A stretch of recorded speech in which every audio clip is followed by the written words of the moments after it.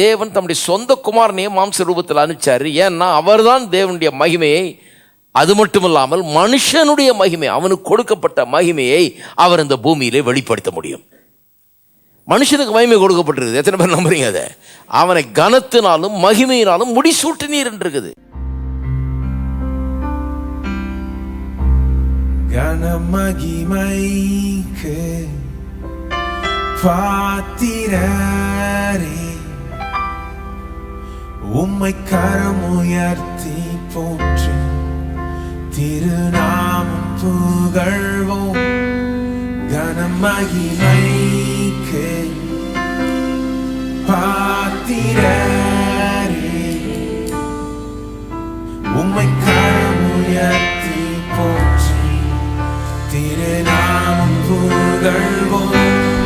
வல்லவர், வல்ல செயல்கள் செய்பவர், நீர் நிகரில்லாதவர், நீர் நிகரில்லாதவர். வல்லவர், வல்ல செயல்கள் செய்பவர், நீர் நிகரில்லாதவர்.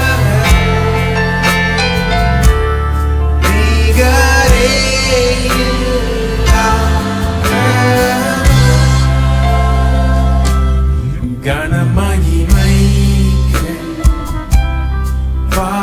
பாத்திரரே, உம்மை கரமுயர்த்தி போற்றி திருநாமம் புகழ்வோம். கனமகிமைக்கு பாத்திரரே, உம்மை கரமுயர்த்தி போற்றி திருநாமம் புகழ்வோம். வல்லவர், வல்ல செயல்கள் செய்பவர், நீர் நிகரில்லாதவர், நீர் நிகரில்லாதவர். வல்லவர், வல்ல செயல்கள் செய்பவர்,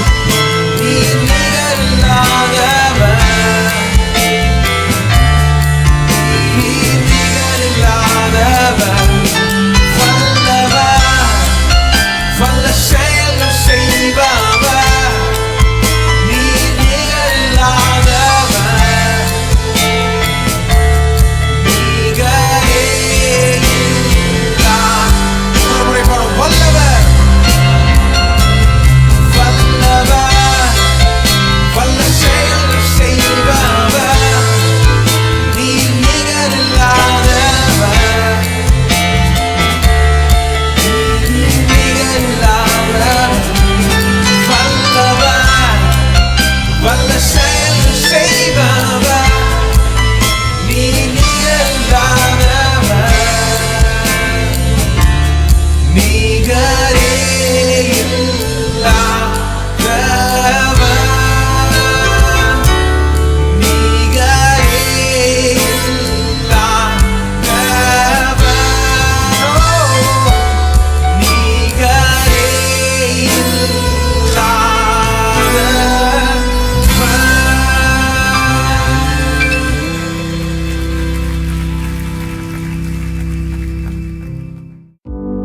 சாம்பி செல்லத்துறை அவர்களின் படைப்பில் உருவாகும் வெற்றியும் வாழ்வும் மாதாந்திர பத்திரிகையை இலவசமாய் பெற உடனே தொடர்பு கொள்ளவும்.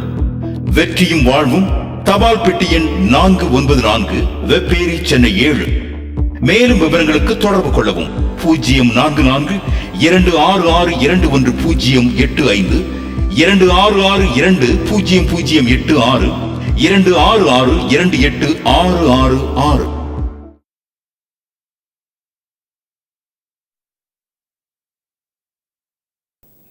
நீங்கள் தேவர்களாக இருக்கிறீர்கள் என்று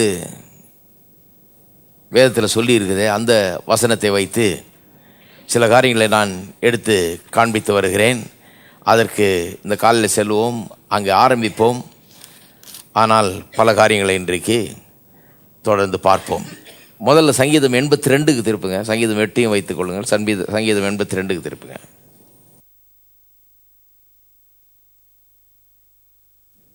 ஆறாம் வசனம், நீங்கள் தேவர்கள் என்றும் நீங்கள் எல்லாரும் உன்னதமானவரின் மக்கள் என்றும் நான் சொல்லி இருந்தேன். ஆனாலும் நீங்கள் மனுஷரை போல செத்து லோக பிரபுக்களில் ஒருவனைப் போல விழுந்து போவீர்கள். தேவனுடைய மக்களை பார்த்து தேவன் சொல்லுகிறார். இது எங்கேயோ தேவ லோகத்தில் தேவன் தேவர்கள் மத்தியில் பேசுகிற ஒரு காரியம் இல்லை. சிலர் அப்படி நினச்சிக்கிறாங்க. இதை வாஸ்த உடனே நீங்கள் தேவர்கள் என்று சொன்னேன்றார் கர்த்தர். இந்த வசனம் எவ்வளோ முக்கியம்னு சொன்னால், இயேசு யோவான் எழுதின சுவிசேஷம் 10ஆம் அதிகாரத்தில் 32, 33 போன்ற வசனங்களில் வாஸ்து பார்த்தீங்கன்னா, அங்கே யூதர்களோட ஒரு பிரச்சனை எழும்புகிறது. இயேசு சொல்லிட்டார், பிதாவும் நானும் ஒன்று அப்படின்னு சொல்லிட்டார். உடனே அவளுக்கு ரொம்ப கோபம். என்ன அது, பிதா கடவுள், இவர் இங்கே பெத்லஹேமில் பிறந்து நாசரேத்து உள்ள வளர்ந்து நமக்கு தெரிந்த ஆள், மாம்சமும் ரத்தமாக இருக்கிறார், இவர் எப்படி பிதாவும் நானும் ஒன்று என்று சொல்லலாம்?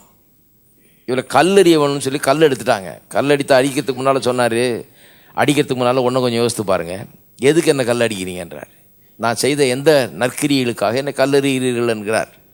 சொல்கிறாங்க, நற்கிரியைகளுக்காக உங்கள் கல்லெறியத்துக்கு முட்டாள் இல்லை, நாங்கள் நல்லது செய்ததுக்காக கல்லறியில. ஆனால் பிதாவும் நானும் ஒன்றுன்னு பெரிய தேவதூஷம் பேசினீரே, அந்த தேவதூஷணத்துக்காக நாங்கள் கல்லெறிகிறோம் அப்படின்னு சொல்லி கல்லறி ஆயத்தமானார்கள். அப்போ சொல்கிறாரு, சரி அப்போ எரியறதுக்கு முன்னால் இன்னொன்று சொல்கிறேன், அதை கேட்டுட்டு அப்புறம் கல்லறிங்கன்னாரு. என்னன்னு சொன்னால், சங்கீதம் 82 சொல்கிறாரு, நான் பிதாவும் நானும் ஒன்றுன்னு சொன்னதுக்கு உங்களுக்கு கோபம் வந்துருச்சு, என்ன கல்லறிறீங்க, தேவதூஷணம் பேசினேன்னு சொல்கிறீங்க. ஆனால் நீங்களே தேவர்கள் என்று வேதத்தில் கர்த்தர் சொன்னார்னு எழுதி வச்சிருக்குதே, அது தெரியுமா உங்களுக்குன்னாரு. உங்களே அடிச்சுக்க போகிறீங்களா அப்போ கல்லால்? நீங்கள் தேவர்கள் என்று தேவன் சொன்னார் என்று பழைய ஏற்பாட்டில் எழுதி வச்சிருக்குதே, அதை வாசிருக்கீங்களாங்கிறார். எங்கேருந்து கோட் பண்ணுறாரு? சங்கீதம் 82 தான் கோட் பண்ணுறாரு. இங்கே சொல்லியிருக்குது, நீங்கள் தேவர்கள் என்று நீங்கள் எல்லாரும் உன்னதமான ஒரு மக்கள் என்றும் நான் சொல்லியிருந்தேன். நல்லா புரிந்து கொள்ள வேணும். நீங்கள் தேவர்கள்னு சொன்னால் நீங்கள் தான் சர்வ உள்ளமுள்ள தேவன் நான் சொல்லலை. அப்படின்னா நீங்கள் என்ன கல்லறியலாம். இன்னைக்கு நான் என்ன சொல்கிறேன், நீங்கள் தேவர்னா எந்த அர்த்தத்தில் சொல்லியிருக்குது? தேவனால் உண்டாக்கப்பட்டவர்கள், தேவனுடைய சாயலில் அவருடைய ரூபத்தின்படி உண்டாக்கப்பட்ட மக்கள். ஆகவே நாம் ஒரு உயர்ந்த நிலையிலே உண்டாக்கப்பட்டிருக்கிறோம் என்று வேத வசனம் போதிக்கிறது. எந்த நிலையில் உண்டாக்கப்பட்டிருக்கிறோம்னு சொன்னால், அதுக்கு தான் சங்கீதம் 8க்கு நாம் போனோம். அங்கே நான் காண்பித்தேன், எல்லா சிருஷ்டிப்புக்கும் மேலே அதிகாரியாக மனுஷனை கடவுள் ஏற்படுத்தினார் என்று அங்கே வாசிக்கிறோம். 3ஆம் வசனம், உமது விரலின் கிரியாகிய உம்முடைய வானங்களையும் நீர் ஸ்தாபித்த சந்திரனையும் நட்சத்திரங்களையும் நான் பார்க்கும்போது மனுஷனை நீர் நினைக்கிறதுக்கும் மனுஷகுமாரனை நீர் விசாரிக்கிறதுக்கும் அவன் எம்மாத்திரம் என்றேன். எல்லாம் இவ்வளோ நல்லா இருக்குது, சூரியன் சந்திரன் நட்சத்திரம் எல்லாம். அதை பார்த்து ஒப்பிட்டா மனுஷன் எம்மாத்திரம், சாதாரண ஆளாக இருக்கானே. ஆனால் அவனை பற்றி ஒரு ஆச்சரியம் சங்கீதக்காரனுக்கு. என்ன சொல்லுகிறான்? நீர் அவனை நினைக்கிறீர், நீர் அவனை விசாரிக்கிறீர். ஏன் அது? கடவுள் மற்ற அத்தனை அற்புதமான சிருஷ்டிப்பை பற்றி ஒன்றும் பெருசாக நினைக்கல. ஆனால் எதை நினச்சிட்டு இருக்கார்? மனுஷனை நினச்சிட்டு இருக்கிறார். அவர் வெள்ளியும் பொண்ணெல்லாம் வச்சு பூமியை நிரப்பியிருக்காரு. ஆனால் அதை பற்றி கொஞ்சம் கூட அவருக்கு யோசனையே கிடையாது. அது ஒரு பெருசாகவே அவர் நினைக்கல. அதை காட்டிலும் பெருசாக என்ன நினைக்கிறார்? மனுஷனை நினைத்து கொண்டிருக்கிறார். ஏன்னா அவன் மேலேயே அவர் கண் நோக்கமாக இருக்கிறார். அவனையே நினைத்து கொண்டிருக்கிறார். அவனுக்கு என்ன செய்யலாம், அவனுடைய நிலையை எப்படி மாற்றலான்னு யோசிச்சுட்டு இருக்கிறார். அவனை தேவ தூதரிலும் சற்று சிறியவனாக்கிறீன்னு தமிழில் மொழிபெயர்த்துட்டாங்க. அநேக ஆங்கில மொழிபெயர்ப்பில் பார்த்தீங்கன்னா தேவனிலும் சற்று சிறியவனாக்கிறீனே இருக்குது ரீசன்ட் மொழிபெயர்ப்புகள். ஏனென்றால் திருத்தியிருக்காங்க, அதை தேவ தூதரிலும் இல்லை தேவனிலும். நான் சுட்டி காண்பித்தேன், ஈலோஹிம் என்கிற வார்த்தையிலிருந்து அதை மொழிபெயர்த்திருக்கிறார்கள் என்று. தெலுங்கு பைபிள்லாம் தேவனிலும் சற்று சிறியவனாக்கிறீனே வருது, தமிழில் தேவ தூதரிலும் போட்டாங்க. இப்போ இதனால் பெரிய குழப்பம். தேவதூதரிலும் மனுஷன் சிறியவன் கிடையாது. தேவதூதரெலாம் பணிவிடை ஆவிகள், நமக்கு பணிவிடை செய்கிற ஆவிகள். அப்போ மனுஷன் தேவதூதரை காட்டிலும் பெரியவன். எவ்வளோ பெரியவன் சொன்னால், மனுஷனை விட பெரியவர் ஒருத்தர் தான், கடவுள் ஒருத்தர் தான். எல்லாமே மனுஷனுக்கு கீழாக இருக்குது. இதுதான் மனுஷனை குறித்து வேதவசனம் போதிக்கிற போதனை. இதை பற்றி உங்களுக்கு தெரிய வேண்டும். உங்களை கடவுள் எப்படி உண்டாக்கி இருக்கிறார்? இந்த உலகத்தில் இருக்கிற ஒவ்வொரு மனுஷனும், இன்றைக்கு உலகம் முழுக்க இருக்கிற இடங்கள்லேருந்து எத்தனையோ பேர் என்னை கேட்டுக்கொண்டிருக்கலாம், தொலைக்காட்சியின் மூலமாகவோ மற்றதன் மூலமாகவோ. ஒருவேளை ஆண்டவராக இயேசுவை நீங்கள் அறியாமல் இருக்கலாம், இந்த வேத புஸ்தகத்தை அறியாமல் இருக்கலாம். நான் இன்றைக்கு உங்களுக்கு சொல்லுகிறேன், கடவுள் உங்களை எப்படி உண்டாக்கி இருக்கிறார். வேதம் சொல்லுகிறது, உங்களை குட்டி தேவர்களாகவே உண்டாக்கி இருக்கிறாரு. உங்களை காட்டிலும் பெரியவர் வேற யாரும் கிடையாது, கடவுள் ஒருத்தர் தான் இருக்கிறாரு. எல்லாமே உங்களுக்கு கீழே தான் இருக்குது அப்படின்னு வேத வசனம் போதிக்கிறது. வாசிக்கிறேன் பாருங்க. நீர் அவனை தேவ தூதரிலும் சற்று சிறியவனாக்கினீர், அல்லது தேவனிலும் சற்று சிறியவனாக்கினீர், தான் கரெக்ட். மகிமையினாலும் கனத்தினாலும் முடிசூட்டினீர். அவனை மகிமையினாலும் கனத்தினாலும் முடிசூட்டினீர். உம்முடைய கரத்தின் கிரியில் மேல் நீர் அவனுக்கு ஆளுகை தந்து சகலத்தையும் அவனுடைய பாதங்களுக்கு கீழ்ப்படுத்தினீர். ஆடு மாடுகள் எல்லாவற்றையும், காட்டு மிருகங்களையும், ஆகாயத்து பறவைகளையும், சமுத்திரத்து மச்சங்களையும், கடல்களில் சஞ்சரிக்கிறவர்களையும் அவனுடைய பாதங்களுக்கு கீழ்ப்படுத்தினீர். எல்லாம் அவனுடைய பாதபடியில் கிடக்கணும். he must possess everything. எல்லாம் அவனுடைய பாதத்துக்கு கீழே கிடக்கணும், அவனுக்கு சொந்தமாக இருக்கணும், எல்லாம் அவனுக்கு உபயோகப்படணும், எல்லாம் அவனுக்கு பிரயோஜனமாக இருக்க வேண்டும். அப்படித்தான் எல்லாத்தையும் கடவுள் உண்டாக்கினார். உங்களை எல்லாவற்றுக்கும் மேலாக கடவுள் உண்டாக்கி விட்டார். உங்களை விட பெரியவர் ஒருத்தர் தான் இருக்கார், அவர் கடவுள் மட்டும்தான். என்ன அற்புதமான ஒரு இது பாருங்க. போன வாரத்தில் நான் காண்பித்தேன் எப்படி இதே வசனத்தை எபிரேயர் 2ஆம் அதிகாரத்தில் அந்த எபிரேய நிருபத்தை எழுதினவர் அங்கே கோட் பண்ணுறார். இந்த முறை பொதுவாக மனுஷனை பற்றி சொல்லலை, இங்கே 8ஆம் அதிகாரத்தில் பொதுவாக மனுஷனை பற்றி சொல்லியிருக்குது. அங்கே எபிரேயர் 2ஆம் அதிகாரத்தில் இயேசுவை பற்றி சொல்லுகிறார். மனிதனாய் வந்த தேவன் அவர். மனிதனாய் வந்த அந்த தேவனை குறித்து அவர் இப்படி சொல்றார். இந்த வசனத்தை சொல்லி அவரை மேற்கோள் காட்டி சொல்றார். அதாவது இன்றைக்கு மனுஷன் இப்படி தான் உண்டாக்கப்பட்டிருக்கிறான். ஆனால் பாவத்து நிமித்தமாக மனுஷன் சீர்கெட்டு போய் இன்னைக்கு மனுஷன் எப்படி இருக்கணுன்ற அடையாளமே தெரியாம நமக்கு போயிடுச்சு. ஆதாம் எப்படி இருந்தான்னு நம்ம இப்போ எண்ணி கூட பார்க்க முடியல. அப்படிப்பட்ட ஒரு நிலையை, அப்படிப்பட்ட ஒரு மனுஷனை நாம் கண்டதும் இல்லை, காணக்கூடிய வாய்ப்பு இல்லாமல் இருக்குது. அதனால தான் என்ன பண்ணார், தேவன் தம்முடைய சொந்த குமாரனாகி இயேசுவையே இந்த உலகத்துக்கு அனுப்பினார். ஏன் இயேசு அங்கேருந்து மனுஷ ரூபம் எடுத்து, மாம்ச ரூபம் எடுத்து இந்த உலகத்துக்கு வர வேணும்? ஏன் அங்கேருந்து வரணும்? அங்கேருந்து வராமலே தேவன் எதாவது பண்ண முடியாதா? நிறைய பேர் கேட்குறாங்க. எதுக்கு அவரே மனுஷனாக வரணும்? இதுக்கு செய்கிறதுக்கு வேற யாரும் ஆள் இல்லையா? பல காரணங்களுக்காக அவர் இங்கே வர வேண்டியதாக போச்சு. அதில் ஒரு காரணம் என்னென்னா, ரியல் மேனை, ஒரு மனுஷனை இந்த உலகம் பார்த்ததே கிடையாது. அந்த முதல் ஆதாம் என்னைக்கு பாவம் செஞ்சாலும் அதுக்கப்புறம் ரியல் மேன், ஒரு மனுஷன்னா எப்படி ஆக்சுவலாக எப்படி இருக்கணுங்கிறத உலகத்தில் யாரும் பார்த்ததே கிடையாது. இதை காட்டக்கூடிய ஒரு மனுஷன் இந்த உலகத்தில் ஏற்கனவே இல்லை.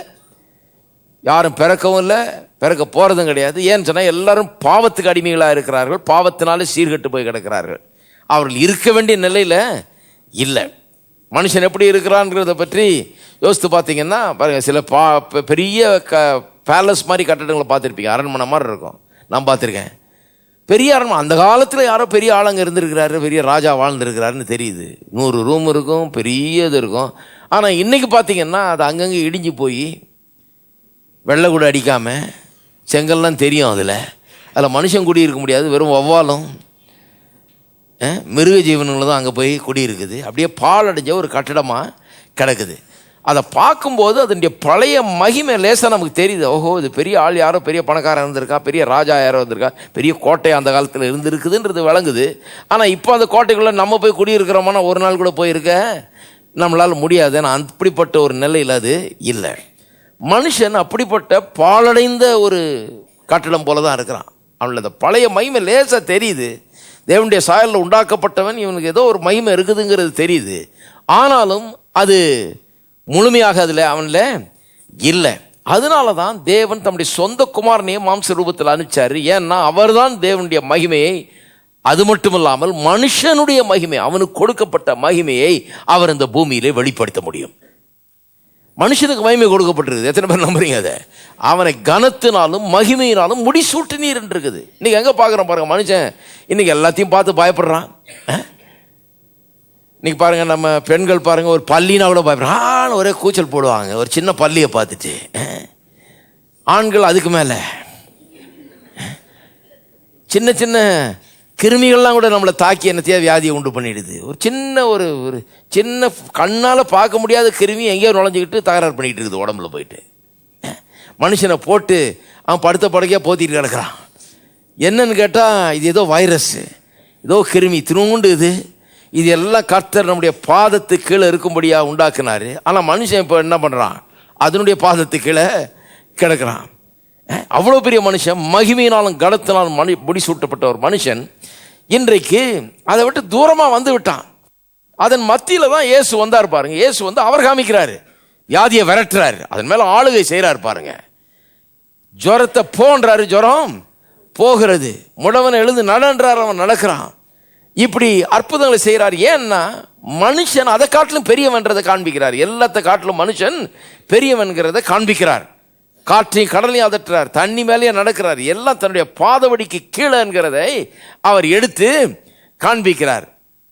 அத்தி மரத்திட்ட பார்த்து பேசுறாரு, அது ஒன்றும் இல்லாமல் போயிடுச்சு, அப்படியே ஒன்று பட்டு போயிடுச்சு. எல்லாம் ஆண் பார்க்கும்போது சொல்றாரு, எவனாகிலும் இந்த மலையை பார்த்து, மரம் என்ன மலையை பார்த்து கூட நீ பேசலாம், நான் செய்த மாதிரியே நீயும் செய்யலாம் அப்படிங்கிறாரு. அதுதாங்க பெரிய ஆச்சரியம். அப்போ என்ன அர்த்தம்? நான் மனுஷன் எப்படி இருக்க வேணும்ங்கிறத காட்டுறதுக்காக வந்தேன். நீயும் மனுஷன், நீயும் இப்படி தான் இருக்கணும், நீ இப்படி இருக்கிறதுக்காக தான் அழைக்கப்பட்டிருக்கிறாய் என்று சொல்லி அதை காட்டும்படியாக தான் இயேசு இந்த உலகத்துக்கு வந்தார்.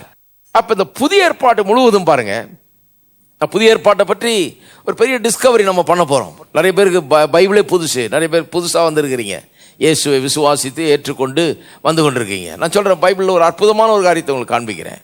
இந்த புதிய ஏற்பாடுங்கிறது ஒரு உயில் மாதிரி, டெஸ்டமெண்ட்ன்றோம். டெஸ்டமெண்ட்னா வில், அதாவது அது வந்து என்னவெல்லாம் நமக்கு உண்டாயிருக்கிறது, நமக்கு என்னவெல்லாம் கொடுக்கப்பட்டிருக்கிறது, நாம் என்னவாய் இருக்கிறோம் இப்பொழுது அப்படிங்கிறது நமக்கு காட்டுகிற ஒரு வில்லாக அது இருக்கிறது. அப்போ அதை அந்த விதத்தில் அணுக வேணும் பாருங்க. இன்றைக்கு நாம் வந்து ஒரு காரியத்தை கற்றுக்கொள்ள வேணும். இதில் நான் என்னவாய் இருக்கிறேன் என்பதை பார்க்கறதுக்காக தான் இதை வாசித்து கொண்டு இருக்கிறேன். இது ஒரு நியூ டெஸ்டமெண்ட். நியூ டெஸ்டமெண்ட்னா ஒரு புதிய வில் எழுதியிருக்கிறார். அப்படின்னா பழைய வில்லு ஒன்று இருக்குதுன்னு அர்த்தம். அந்த பழைய வில்லு ஒரு விதமாக இருந்தது, இப்போ புதிய ஒரு வில்லை எழுதியிருக்கிறார். அந்த புதிய வில்லு எஃபெக்ட்டுக்கு வந்துருக்குது. காண்பிக்கிறேன் பாருங்க. வேத வசனத்தை குறித்து ஒரு அற்புதமான காரியத்தை என்று கற்றுக்கொள்ளுங்கள். ஏனென்று சொன்னால், புதிய ஏற்பாட்டை இனிமேல் வேற விதமாக பார்க்க போறீங்க. புதிய ஏற்பாட்டின் காரியங்களை இப்போ வேற விதமாக அணுக போறீங்க. இது உங்களோடு சம்பந்தப்பட்டது, நீங்கள் யார் என்று காண்பிக்கிற வசனங்கள் என்பதை கவனிக்க போறீங்க. பாருங்க, மத்தேயு எழுதின சுவிசேஷம் 26ஆம் அதிகாரத்துக்கு திருப்புங்க. மத்தேயு 26, 28. மத்தேயு 26, 28. இது பாவ மன்னிப்பு உண்டாகும்படி, இது கொஞ்சம் முன்னாடி இதில் வாசிக்கிறேன், 27லேருந்து வாசிக்கிறேன். பின்பு பாத்திரத்தையும் எடுத்து ஸ்தோத்திரம் பண்ணி அவர்களுக்கு கொடுத்து, நீங்கள் எல்லாரும் இதிலே பானம் பண்ணுங்கள். இதுதான் பின்னால் கர்த்தருடைய பந்தின்னு சொல்லி நாம் அனுசரிக்கிறோம். அதுக்கு மாடலை அப்போ செட் பண்ணுறார், அவரே செஞ்சு காமிக்கிறாரு. செஞ்சு காமிச்சிட்டு பிறகு இதை அனுசரிக்க சொல்லி கட்டளையிட்டபடினால்தான் தான் இன்றைக்கு சபையில் மாதம் மாதம் நம்ம இதை அனுசரிக்கிட்டுறோம். நாம் தினந்தோறும் கூட அனுசரிக்கலாம். அதை பற்றி அவரே செய்து காமிக்கிறார். செய்து சொல்றார், பாத்திரத்தை எடுத்து ஸ்தோத்திரம் பண்ணி அவர்களுக்கு கொடுத்து, நீங்கள் எல்லாரும் இதிலே பானம் பண்ணுங்கள். நீங்கள் வந்து கம்யூனியன் எடுக்கிறீங்களே, யோசித்தீங்களா என்னென்னது? இதில் பானம் பண்ணுங்கள்ன்றாரு. சிலர் இது என்னன்னே தெரியாமல் பானம் பண்ணுங்கள்னு குடிச்சிட்டு மடக்குன்னு குடிச்சிட்டு நின்றுட்டு இருக்காங்க. என்னமோ இதுன்னு சொன்னால் உடனே முழுங்கிடணுமா இதுன்னு? இது என்னது? இது என்னத்தை பானம் பண்ணீங்க? என்ன இதனுடைய அர்த்தம்? இதை விளங்கிக் கொள்ள வேணும். சொல்றாரு பாருங்க, இது பாவ மன்னிப்பு உண்டாகும்படி அநேகருக்காக சிந்தப்படுகிற புது உடன்படிக்கைக்குரிய என்னுடைய இரத்தமாய் இருக்கிறது. இன்னும் சிந்தப்படலை. சிந்தப்படுறதுக்கு முன்னாடியே அவர் காண்பிக்கிறார் அடையாளமா. இது என்னவா? இப்போ நீங்கள் குடிச்சிங்களே, அது என்னன்றார்? பாத்திரத்தை எடுத்து ஸ்தோத்திரம் பண்ணி கொடுத்து, நீங்கள் எல்லாரும் இதில் பானம் பண்ணுங்கள்னு சொல்லிட்டு சொல்றாரு. இது பாவ மன்னிப்பு உண்டாகும்படி அநேகருக்காக சிந்தப்படுகிற புது உடன்படிக்கைக்குரிய என்னுடைய இரத்தமாய் இருக்கிறது. எல்லாம் சொல்லுங்க, புது உடன்படிக்கை. புது உடன்படிக்கைன்னு சொன்ன உடனே ஒரு காரியம் வழங்கிடணும், பழைய உடன்படிக்கைன்னு ஒன்று இருந்திருக்குது. இல்லைன்னா புது உடன்படிக்கைன்னு சொல்ல வேண்டியது இல்லை, வெறும் உடன்படிக்கைன்னு சொல்லிட்டு போகலாம். பழசு ஒன்று இருக்குது, அதை ரீப்ளேஸ் பண்ணுறதுக்கு அதை எடுத்து போட்டு புதுசை ஒன்று கொண்டாடுறாரு. அதனால தான் புது உடன்படிக்கைன்றார். இந்த புதிய உடன்படிக்கையில் பாவ மன்னிப்பு கொடுக்கக்கூடிய ரத்தம் சிந்துதல் இதில் இருக்கிறது என்று சொல்லுகிறார். திருப்போம் எபிரேயர் சில வசனங்களை பார்ப்போம். நம்முடைய நோக்கம் என்னென்ன? இந்த வசனம் புதிய ஏற்பாடு எப்படி நாம் யார், நமக்கு என்ன கொடுக்கப்பட்டிருக்கிறது என்பதை வெளிப்படுத்துகிறது என்பதை எடுத்து காண்பிக்க போகிறேன். 7ஆம் அதிகாரம் எபிரேயர் 21லேருந்து வாசிக்கிறேன். ஆனதால் இயேசுவானவர் ஆணையின்படியே ஆசாரியராக்கப்பட்டது எவ்வளவு விசேஷித்த காரியமோ அவ்வளவு விசேஷித்த உடன்படிக்கைக்கு பிணையாளி ஆனார். எல்லாரும் சொல்லுங்க, விசேஷித்த உடன்படிக்கை. விசேஷித்த உடன்படிக்கைங்கிறது ஆங்கிலத்தில் இன்னும் கொஞ்சம் நல்லா வந்திருக்குது. ஆங்கிலத்தில் எப்படி வந்திருக்குன்னா பெட்டர் கவனன்ட் அப்படின்னு சொல்லியிருக்கு. விசேஷித்தன்னு வந்திருக்குது. அது அவ்வளவு இன்னும் சரியாக வரல. ஆங்கிலத்தில் பெட்டர் கவனன்ட் என்று வருகிறபடினால அப்போ நமக்கு ஒரு தகவல் கிடைக்குது. முன்னே ஏதோ ஒரு கவனன்ட், ஒரு உடன்படிக்கை இருந்திருக்குது. அந்த உடன்படிக்கையை எடுத்து போட்டு இப்போ புதுசாக ஒன்று கொண்டு வந்திருக்கிறாரு. இதுக்கு புது உடன்படிக்கையின் பேர். இது எத்தகைய தன்மை வாய்ந்தது? பழைய உடன்படிக்கையை காட்டிலும் இது விசேஷமானது. இது அதை காட்டிலும் ரொம்ப பெட்டர் கவனன்ட், இன்னும் விசேஷமான ஒரு உடன்படிக்கை. நல்லா கவனிங்க பாருங்க. சிலர்லாம் வந்து என்னமோ உடன்படிக்கையா என்னமோ பேசிட்டு இல்லை. இப்போ உங்கள் தாத்தா உங்கள் அப்பா ஒரு உயிரை எழுதி வச்சிருக்காருன்னு சொன்னால் எனக்கு ஒரு காப்பி விடு, உனக்கு ஒரு காப்பி கொடுன்னு நிற்பீங்க இல்லையா? காப்பி கொடுன்னு நிற்கிறது மட்டும் இல்லாமல் அதை வரி வரியாக வாசித்து பார்த்து ஒரு ஒரு வார்த்தைக்கும் அர்த்தம் சொல்லுவீங்க. உங்களுக்கு அர்த்தம் தெரியலன்னா ஒரு டாக்டர் ஒரு வக்கீலை பிடிச்சி அந்த வக்கீல்கிட்ட போயிட்டு அர்த்தம் கேட்பீங்க. இதனுடைய அர்த்தம் என்ன, இதில் எனக்கு எவ்வளோ வரணுங்க, இது 10,000 10 லட்சமா? ஏன்னா பெரிய வித்தியாசம் இருக்குது 10,000க்கும் 10 லட்சத்துக்கும். வேற எவனா கொண்டு போயிடக்கூடாது, எனக்கு வர வேண்டியது எவ்வளோன்னு ரொம்ப கரெக்டாக பார்த்து வாங்குவீங்க. இது உங்களுக்காக கொடுக்கப்பட்ட ஒரு வில், டெஸ்டமெண்ட், உயில். அதனால் கவனிங்க. ஏன்னா இது ஏதோ அலட்சியமாக விட்டுறாதீங்க. இது ரொம்ப உங்கள் அப்பா வச்சுட்டு போன வில்லை காட்டிலும் பெரிய வில்லு. அவர் என்ன எழுதி வச்சிருக்காருன்னு பார்க்கறதுக்கு நிறைய பேர் முயற்சி பண்ணிட்டு இருக்கிறாங்க. அதை விடுங்க, இவர் என்ன எழுதி வச்சிருக்கிறாருன்னு இது ஏற்கனவே எஃபெக்டிவ் வந்துருச்சு. இதை கொஞ்சம் கவனித்து பாருங்க. இது அதை காட்டிலும் பெரிய வில். உங்கள் அப்பா தர்றதை காட்டிலும் இந்த அப்பா தர்றது மிகவும் அதிகமாக இருக்கிறது என்பதை வரப்போகிற நாட்களிலே நீங்கள் பார்க்க போகிறீர்கள். இந்த பரலோக தகப்பன் உங்களுக்கு என்ன தந்திருக்கிறார், அதான் வில். பாருங்க, இந்த புதிய ஏற்பாடுங்கிறது வந்து லிட்டரலாக வில். டெஸ்டமெண்ட்னு சொன்னால் உயில், அப்படியே தான் சொல்லணும். அதை ரொம்ப ஏற்பாடுன்னு சொல்கிறதுனால நமக்கு என்னமோ புதிய ஏற்பாடு பழைய ஏற்பாடு என்னமோ ஒன்றும் இல்லை. பழைய ஏற்பாடுனா பழைய வில்லு, புதிய ஏற்பாடுனா புதிய வில்லு, அவ்வளோதான். இப்ப பிரச்சனை வருதா, முன்னாடி நிக்குதா, பார்த்து பேசுங்க. இயேசுவின் நாமத்தில் நீ போ. அது பெரிய பிரச்சனையா இருக்கலாம், சின்ன பிரச்சனையா இருக்கலாம், பேசுங்க, பயன்படுத்துங்க நாமத்தை. என்ன நடக்குதுன்னு பாருங்க, அங்க விசுவாசத்தோட பயன்படுத்துங்க. இயேசுவின் நாமம் தொடர் போதனைகள் வீடியோவிலும் ஆடியோவிலும் கிடைக்கிறது. தொடர்புக்கு தபால் பெட்டி எண் 494, வெப்பேரி சென்னை 7, தொலைபேசி எண்கள் 0443535996, 35359997.